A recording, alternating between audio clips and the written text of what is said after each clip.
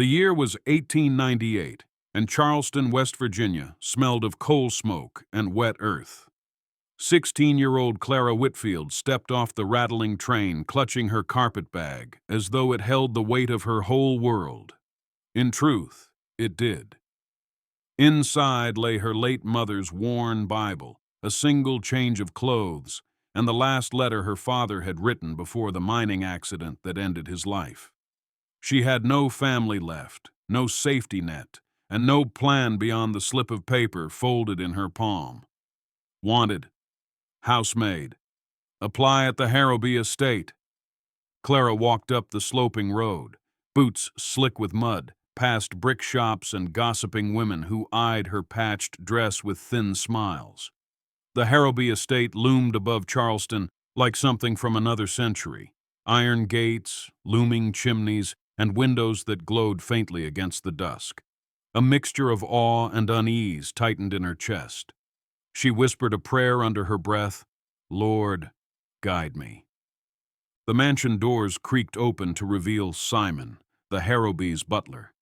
He was tall, silver-haired, with eyes that seemed to measure Clara's worth in a single glance. He ushered her inside without warmth, and she stepped onto marble floors that gleamed as if no one had walked them. Mrs. Evelyn Harrowby appeared in a swirl of silk, regal, beautiful, but with a chill about her smile. "You'll work in the kitchen," she declared, as if reciting a sentence.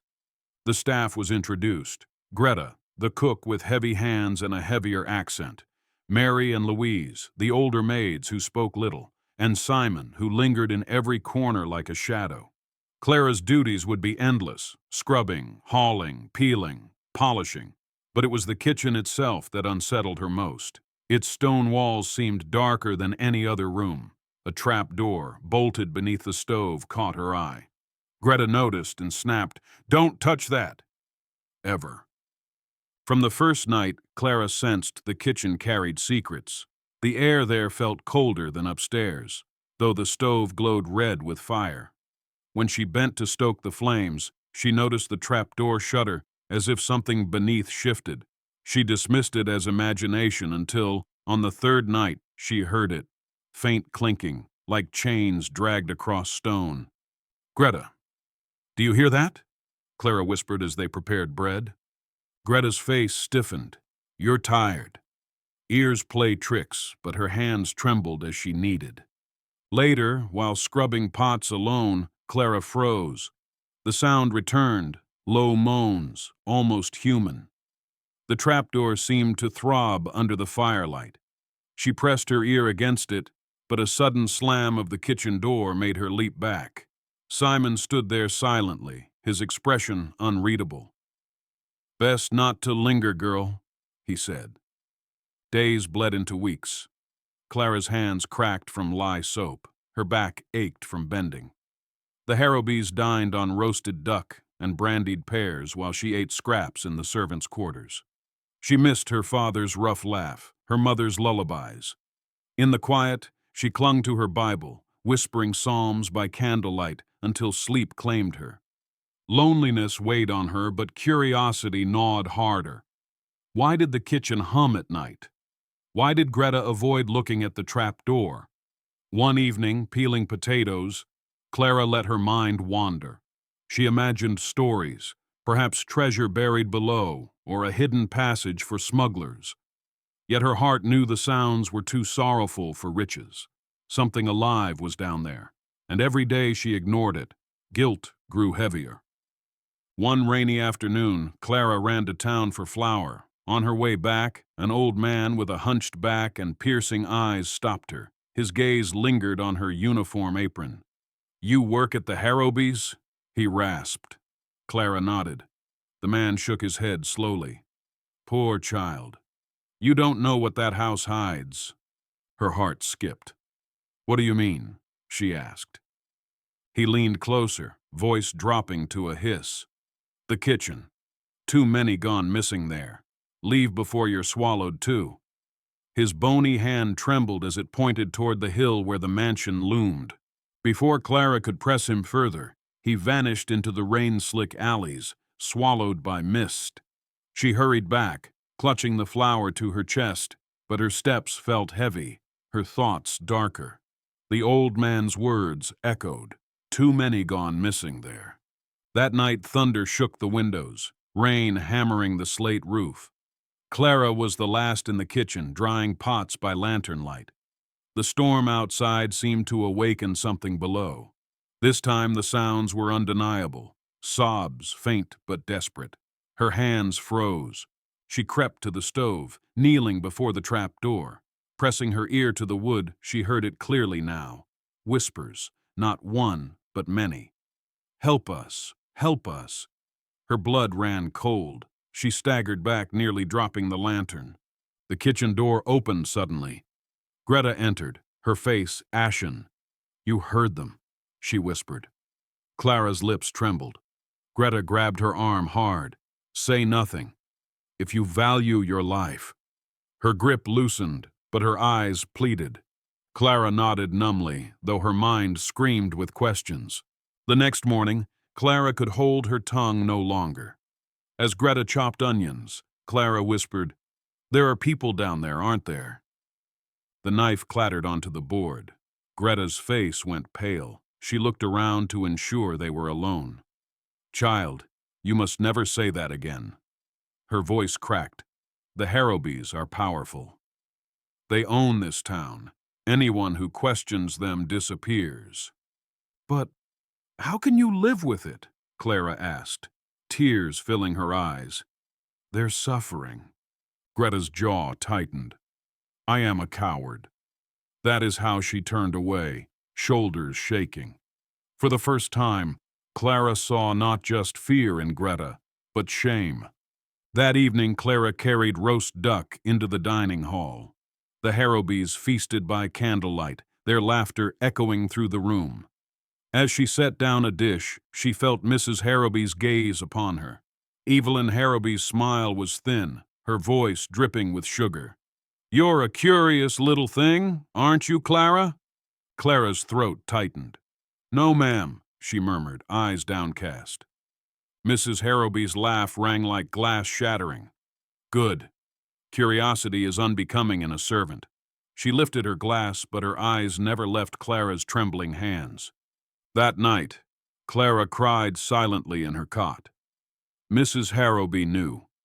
Somehow, she always knew. 1 week later, Clara could no longer resist.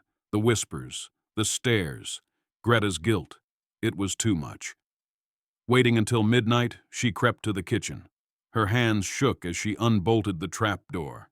It creaked open with a groan, and a wave of damp, moldy air rolled out. She lit her lantern and descended the ladder. The cellar below was larger than she imagined. Stone walls, iron bars, rusted chains. Then she froze. Shadows moved. Eyes glimmered in the dark. Men and women huddled in cages, their faces hollow with hunger, their bodies bruised and thin. Clara gasped, nearly dropping the lantern. A woman reached out through the bars, whispering, "Please, help us." The sound matched the voices she'd heard. They weren't ghosts. They were prisoners. Clara staggered forward, her lantern illuminating more cages. There were miners with soot still in their hair, debtors, even a boy no older than 12.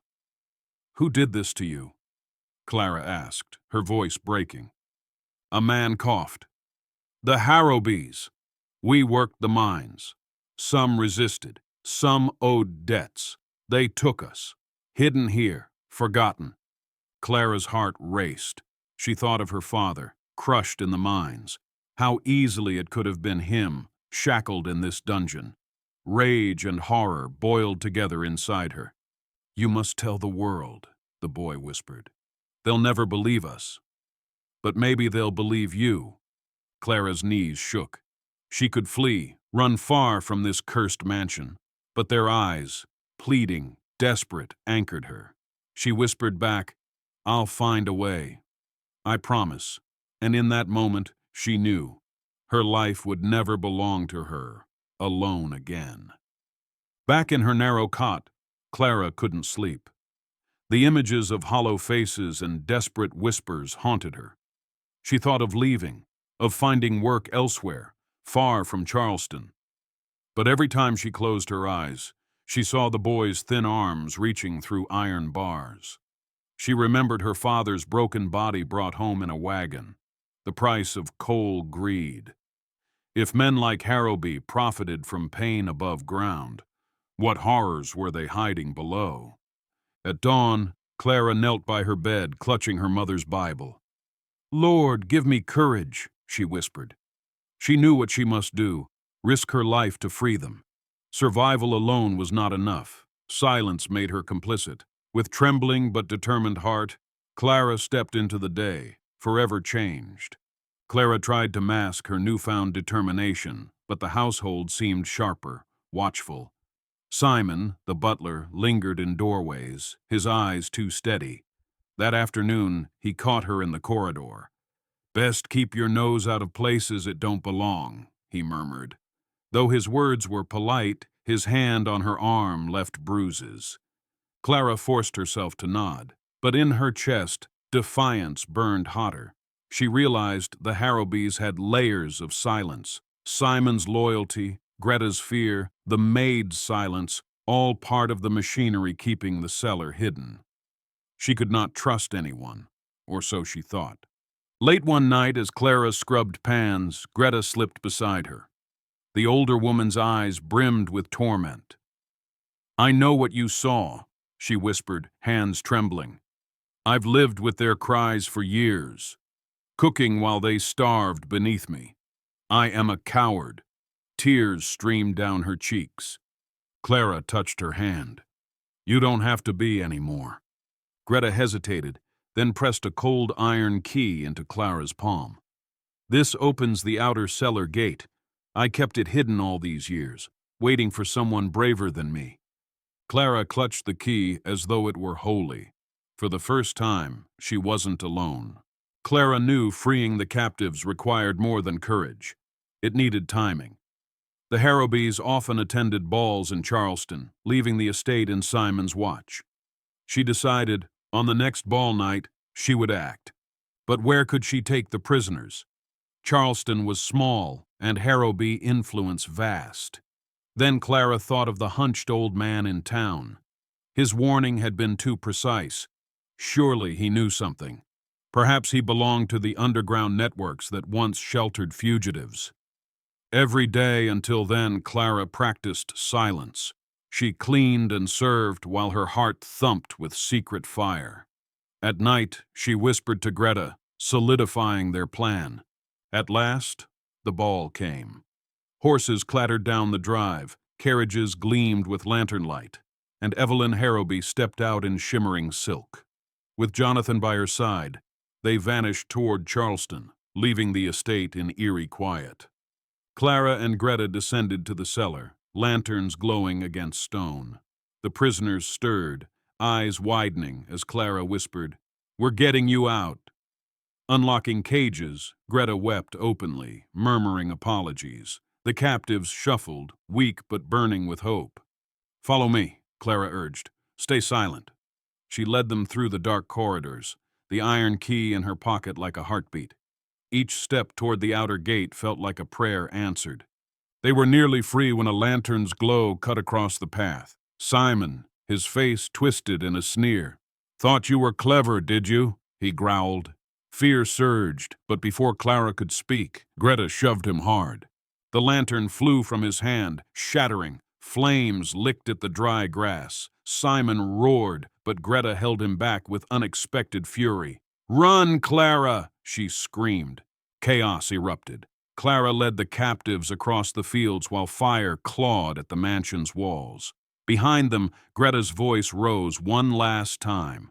"Go!" Then it was lost to the crackle of flames. The Harrowby estate burned like a cursed beacon. Flames consumed the kitchen first, as if justice had chosen its entry. The fire roared upward, devouring silks, portraits, chandeliers.